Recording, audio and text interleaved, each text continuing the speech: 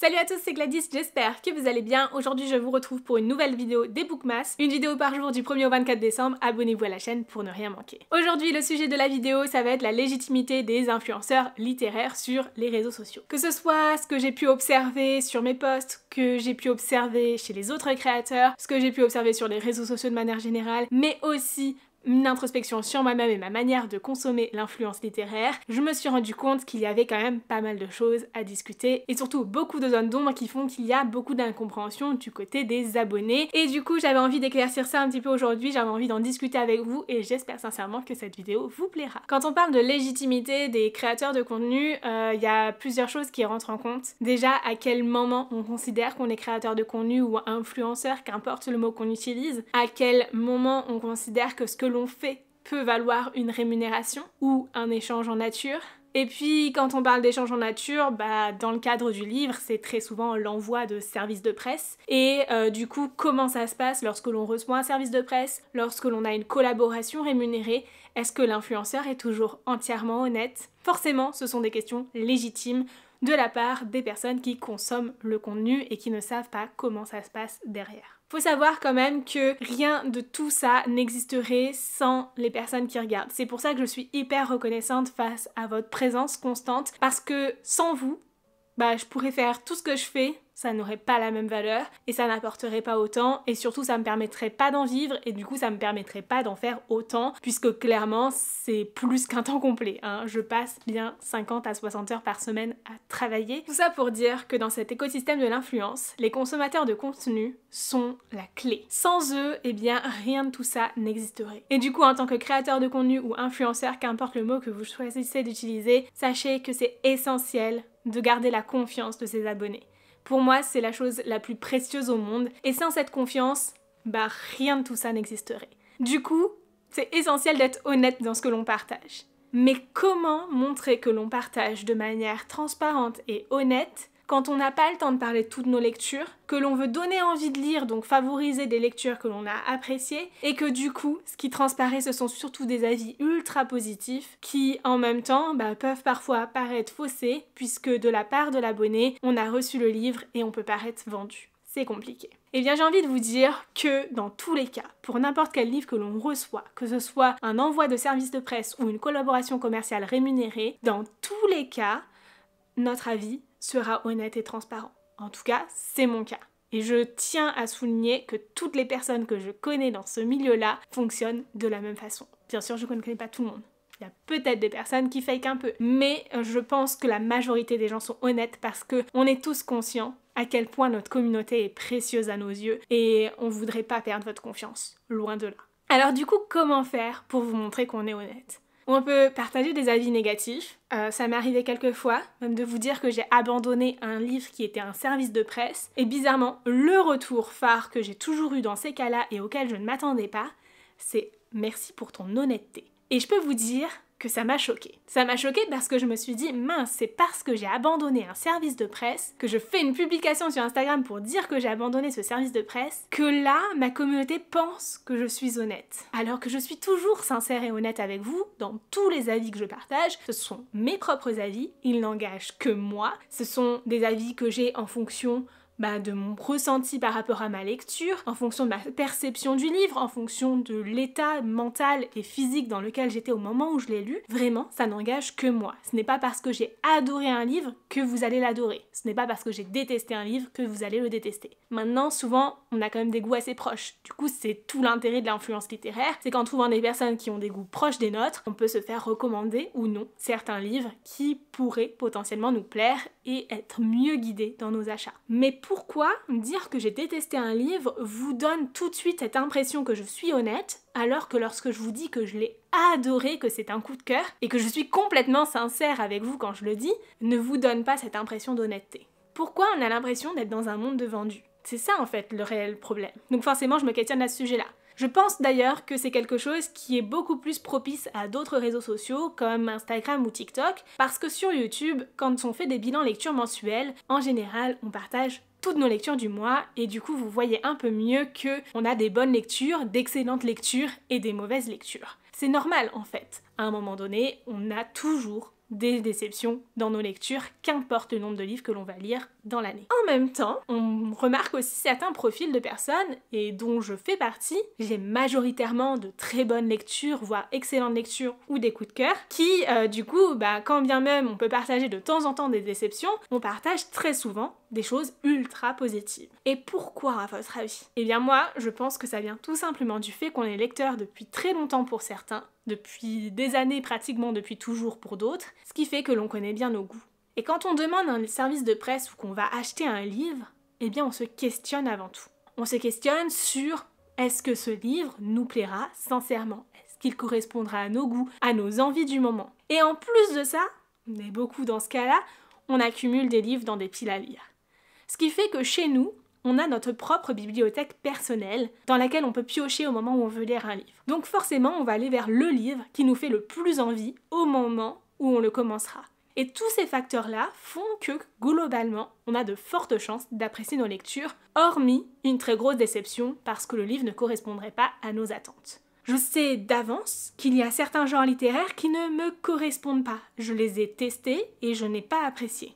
Je ne vais pas aller vers ces livres-là, sauf si j'ai envie de me challenger. Et du coup, forcément, puisque je ne vais pas vers ces livres-là, eh bien, je ne risque pas d'avoir de déception en les lisant. Et au contraire, je vais aller plutôt vers un livre qui a toutes les chances de me plaire, et forcément, j'ai plus de chances d'apprécier ma lecture. À travers ce que je viens de vous dire, je vous ai aussi parlé du fait d'accumuler des livres dans des piles à lire, de recevoir beaucoup de livres, quand bien même il nous faut envie. Et du coup, je voulais parler de ça aussi, puisque parfois la légitimité des influenceurs littéraires est remise en cause par rapport au nombre de livres qu'ils reçoivent, au regard du nombre de livres qu'ils lisent. Et clairement, je me sens la première visée dans ces cas-là. Vous le savez, je reçois beaucoup de livres. Surtout là, avec la rentrée littéraire, mes unboxings ont été ces derniers mois indécents. J'ai reçu une quantité astronomique de livres. Des book hauls à plus 30 livres chaque mois, c'était n'importe quoi. Heureusement, ça n'a pas duré. Mais le reste du temps, quand c'est un petit peu plus calme, je reçois quand même autant de livres ou plus de livres que ce que je lis habituellement. Et force est de constater qu'au bout d'un moment, tout ça s'accumule. Du coup, est-ce que je suis légitime à recevoir ces livres-là, sachant que je n'ai pas toujours le temps de les lire, quand bien même je prends le temps d'en parler et de présenter chacun de ces livres sur mes réseaux sociaux? Eh bien, j'ai envie de dire,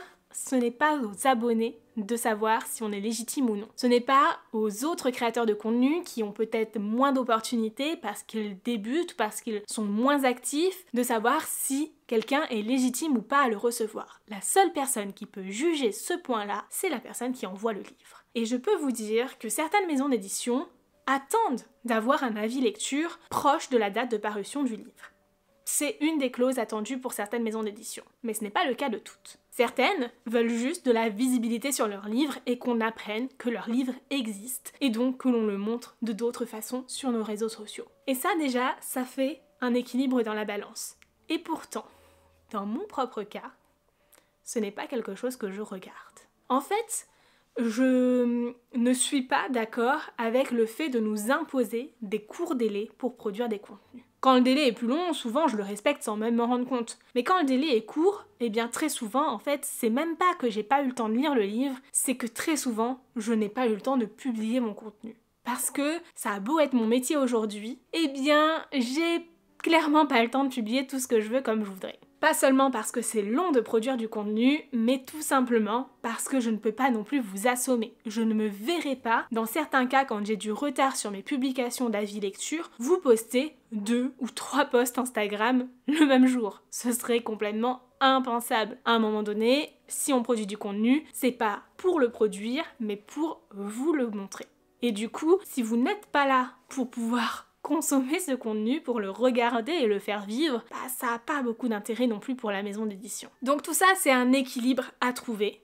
Et je sais très bien que je fais partie des personnes qui ne lisent pas tout ce qu'elles reçoivent. Ça ne veut pas dire que ce que je reçois, j'ai pas envie de le lire. Bon, sauf dans les cas où je l'ai pas demandé. Mais tout ce que je me demande, j'ai envie de le lire et je fais en sorte de le lire le plus vite possible. Donc j'ai beau avoir beaucoup de livres dans ma pile à lire, il y a quand même une certaine rotation qui est mise en place et en général, les livres tournent. Mais du coup, ça amène à une autre question. Doit-on lire beaucoup pour être légitime en tant que créateur de contenu littéraire? Je pense que déjà ce qu'il faut comprendre dans le terme créateur de contenu littéraire, c'est une personne qui lit, À partir du moment où on lit un livre, on lit. Et qui produit du contenu autour de ces lectures. On n'a pas dit de produire des avis lecture. Il y a plein de choses que l'on peut produire autour d'un livre. Donc déjà, première chose, créer du contenu littéraire, c'est pas juste partager des avis lecture. La preuve en est, cette vidéo par exemple, ce n'est pas un avis lecture. Et pourtant, on parle de livres et ça reste un contenu littéraire. Maintenant, encore une fois, tout est question d'équilibre. Plus on lit, plus on va avoir de la matière pour créer des contenus et plus on va pouvoir partager ces contenus. Du coup, forcément, plus on va être reconnu pour ce que l'on fait et ça a un poids dans la légitimité malheureusement.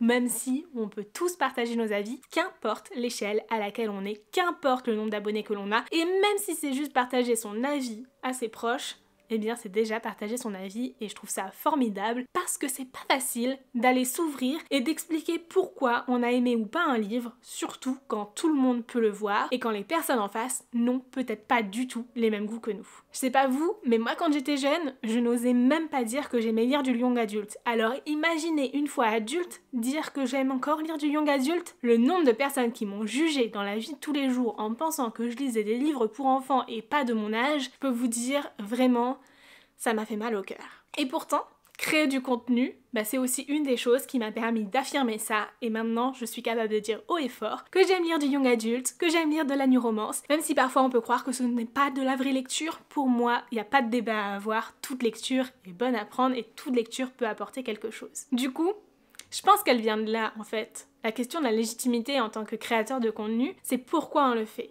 Quel est notre objectif ? Et si votre objectif, c'est de faire partager la lecture à d'autres, c'est d'affirmer haut et fort que vous aimez ce type de contenu, que vous aimez lire ces lectures-là, et de prendre confiance en vous autour de vos lectures, allez-y. Ça peut être encore d'autres raisons. Ça, ce sont les miennes, mais ça peut être encore autre chose, et je pense que toute raison est bonne à prendre. Mais du coup, est-ce qu'il n'y a pas un idéal de livre à atteindre lu dans l'année ou dans le mois pour pouvoir être légitime ? Souvent, on voit des personnes qui font des challenges Goodreads à 100 livres, 150 livres, 200 livres par an, des choses comme ça. Est-ce que finalement tout ça, ça ne serait pas se mettre une pression inutile ? Ça fait un moment que je ne fais pas de challenge à l'année pour savoir combien de livres je vais lire dans l'année, mais je compte quand même mes lectures parce que j'adore les statistiques, et je peux vous dire que challenge ou pas challenge, je lis toujours à peu près autant de livres, c'est-à-dire entre 100 et 130 livres à l'année. Et ça, franchement, écoutez, ça dépend surtout du temps qu'on peut y consacrer. On a tous, je pense, si on est sur cette vidéo, une passion pour la lecture, mais ce n'est sûrement pas notre seule passion dans la vie, et du coup, c'est totalement normal de vouloir faire d'autres choses, d'avoir d'autres loisirs, et de vouloir juste consacrer du temps à d'autres choses dans notre vie, comme notre carrière, nos enfants ou autres. Ce qui fait que forcément, on va retrouver des créateurs de contenu littéraire, des influenceurs littéraires, professionnels ou non, qui vont avoir soit d'énormes bilans lecture mensuels, soit de tout petits bilans lecture mensuels. Et pourtant, ça ne les empêche pas de partager autour de leur passion, et pour moi, ça n'enlève en rien leur légitimité. Et du coup, pourquoi est-ce qu'on juge tant les personnes qui lisent 30 livres dans le mois ? Je pense sincèrement que ça vient d'une incompréhension parce que certaines personnes vont pouvoir avoir plus de temps que d'autres à consacrer à la lecture, certaines personnes vont lire plus rapidement que d'autres, certaines vont aussi pratiquer la lecture rapide, et du coup tout ça, ça peut jouer dans la balance et dans le nombre de livres que l'on lit. Et forcément, quelqu'un qui ne lit pas 30 livres dans le mois, qui n'a jamais lu 30 livres dans un mois, ne peut pas comprendre ce que c'est. Moi-même, j'ai du mal à imaginer ce que c'est de lire un livre chaque jour, tout le mois et tout le temps, pas juste dans le cadre d'un challenge. Et du coup, à la fois, je sais que c'est possible, parce que lire un livre, ça ne prend pas 24 heures, mais en même temps, je sais que ça ne me correspond pas, et du coup, j'essaye pas de le faire. Et pour autant, je ne vais pas aller juger ces personnes-là. Si elles ont envie de le faire, si elles ont envie de consacrer autant de temps à lire, grand bien leur fasse. Et c'est pas pour autant qu'elles ont lu leur livre en diagonale ou qu'elles n'ont pas apprécié leur lecture. Franchement, faut accepter aussi que chacun a une consommation des livres différente et on peut lire un livre par mois, un livre tous les trimestres, comme on peut lire un livre par jour. Dans tous les cas, le plus important c'est de s'écouter soi-même et de savoir pourquoi on lit autant et quelles sont nos raisons profondes de s'échapper dans des mondes littéraires. Je vous parlais aussi en début de vidéo de la légitimité de partager son avis lorsque l'on est rémunéré pour le faire et à quel point les influenceurs sont honnêtes dans ce cas-là. Je ne vais même pas rentrer dans le débat de savoir si être influenceur c'est un métier ou pas. C'en est un. C'est un métier, souvent un métier passion, et pour certains, ce n'est pas un métier parce que tant qu'on n'essaie pas de créer du contenu de manière aussi intense ou aussi travaillée, forcément on se rend pas compte de ce que ça représente réellement et de comment ça se passe dans l'envers du décor. Et pour vous parler uniquement de l'honnêteté que l'on va retrouver dans les avis des influenceurs littéraires qui sont rémunérés pour partager leurs avis, j'ai envie de vous dire, la plupart, je ne sais pas pour tous, donc je vais pas me mouiller, mais en tout cas tous ceux que je connaisse mettent une clause dans leur contrat, et c'est aussi mon cas, c'est-à-dire que lorsqu'on fait signer un devis à une maison d'édition pour travailler autour d'un livre, il y a une clause qui est de si je n'apprécie pas le livre, on va revoir le contrat. Ça peut être, du coup, dans ce cas-là, offrir le livre en concours sans partager son avis, ou alors, eh bien, dans ce cas-là, juste le contrat est caduc, on ne partagera pas notre avis. Le seul cas de figure où cela n'arriverait pas, c'est dans le cadre où on organise une lecture commune, puisque forcément la découverte du livre se fait en même temps que les abonnés et du coup se fait dans le moment où on partage en fait le contenu autour du livre. Mais il faut savoir une chose, si on accepte des collaborations rémunérées, c'est pas juste pour avoir de l'argent, c'est pas pour faire vivre nos réseaux. C'est aussi et surtout parce qu'on croit en ce livre, parce qu'on croit en la ligne éditoriale d'une maison d'édition et qu'on a envie de les porter avec nous et qu'on a envie de leur donner de la visibilité. Et d'ailleurs, c'est valable aussi pour tout autre objet ou service qui ne serait pas un livre. Et donc, encore une fois, on se retrouve avec le même cas de figure que les services de presse, on accepte ce qui nous intéresse, ce qui peut plaire à nos abonnés aussi, et surtout, on reste sincère et honnête jusqu'au bout, quitte à passer à côté de certains contrats. Et d'ailleurs, vous n'imaginez même pas le nombre de propositions que l'on peut avoir qui ne sont pas en lien avec le livre ou très éloignées du livre et que l'on peut refuser tout le temps. En tout cas, c'est mon cas. J'ai beaucoup de propositions par mail qui ne m'intéressent pas ou qui pour certaines me semblent un peu limites et du coup, je n'ai pas envie de perdre la confiance que vous avez en mon contenu, en ce que je peux partager. Et donc, comme cette confiance est si chère à mes yeux et aux yeux des autres créateurs, forcément, on fait très attention à ce que l'on accepte ou non en collaboration, qu'elle soit rémunérée ou non. Donc pour conclure sur la légitimité des influenceurs, eh bien j'espère sincèrement déjà que cette vidéo vous aura un peu aiguillé sur ce que l'on peut observer ou non. Honnêtement, je pense qu'il n'y a pas d'intérêt à avoir à chercher à mentir, à faire croire qu'on lit plus que ce qu'on lit, à faire croire qu'on a apprécié un livre alors que ce n'est pas le cas. Dans tous les cas, ça se ressent et encore plus dans des contenus vidéo, que ce soit sur YouTube ou sur TikTok. Et je pense que sur Instagram, c'est peut-être un petit peu plus facile de chercher des mots un peu plus doux pour parler d'une lecture. Ah oui, tiens, c'est encore un truc ça. Est-ce qu'il faut forcément incendier un auteur pour partager un avis négatif? Non, absolument pas. On peut rester correct, courtois et bienveillant tout en exprimant son propre opinion. Mais bon, du coup, j'espère que ça vous aura guidé, que ça vous aura un peu aiguillé, que vous trouvez ça un peu plus clair. N'hésitez vraiment pas si vous avez encore des questions à ce sujet-là ou autour de la création de contenu, j'y répondrai avec grand plaisir dans d'autres vidéos. Et sur ce, en attendant la prochaine vidéo demain à 17 h, je vous fais de très gros bisous et je vous souhaite d'excellentes lectures. Ciao!